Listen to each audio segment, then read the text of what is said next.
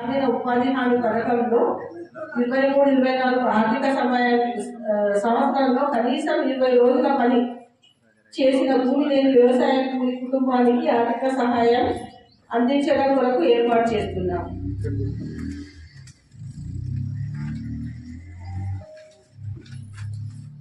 Next కార్యక్రమం వచ్చేసి రైతు భరోసా. వ్యవసాయ అభివృద్ధి మరియు రైతు సంక్షేమమే మన ప్రభుత్వ మొదటి ప్రాధాన్యత అంశం. అందులో భాగంగా రైతు భరోసా సహాయానికి ప్రతి సంవత్సరం ఎకరానికి 12,000 రూపాయలు పెంచడం జరిగిందండి. ఇది కొత్త స్కీమ్ యొక్క ఇంప్లిమెంటేషన్. ఇంతకుముందు 5,000 వస్తుండే, ఇప్పుడు ఎకరానికి 6,000 వస్తుంది.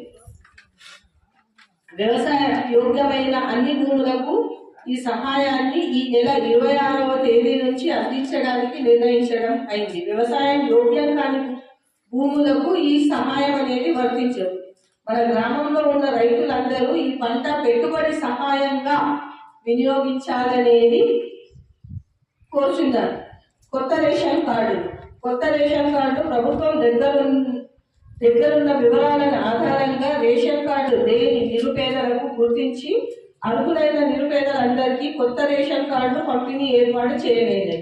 మీ సేవ ద్వారా రేషన్ కార్డు అదనపు కుటుంబ సభ్యులను చేర్చడానికి వచ్చిన దరఖాస్తులను ఈ గ్రామ సభల ద్వారా ఆమోదించి అదనపు కుటుంబ సభ్యులను చేర్చడానికి ఏర్పాటు చేస్తున్నాము. ఇంతే కాకుండా ఎవరైనా కొత్తగా దరఖాస్తులు ఇవ్వాలనుకుంటే వీటిని కూడా స్వీకరించి పరిశీలన చేయబడతాయి. అదేవిధంగా ఈ రోజు గ్రామ సభకు హాజరు కాలేని వారు మండల కేంద్రంలో ప్రజాపాలన సేవా కేంద్రాలను రాష్ట్ర ప్రభుత్వం ప్రతిష్టాపంగా ఈ యొక్క మున్సిపాలిటీ లోపల వార్డు సభలు నిర్వహించడం జరుగుతుంది.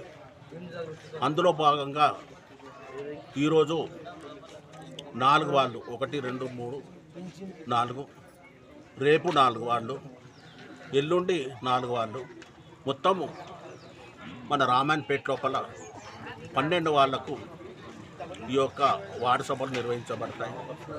అందులోపల ఎవరైతే ఈ రైతు భరోసా వాళ్ళకు రైతు భరోసా వచ్చిన వారికి లిస్టు ఈ యొక్క అగ్రికల్చర్ డిపార్ట్మెంట్ నుంచి డిస్ప్లే చేయబడుతుంది.